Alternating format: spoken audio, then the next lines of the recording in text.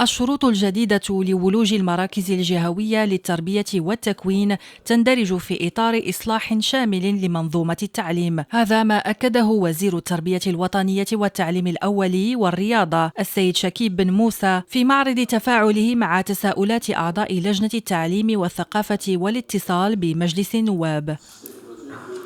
هذا القرار ضروري لأنه له ارتباط بجودة التعليم، وهذا رأي السيد الوزير اللي كيشوف بأنه القرار له ارتباط بتوصيات نموذج تنموي فيما يخص الجودة ديال التعليم.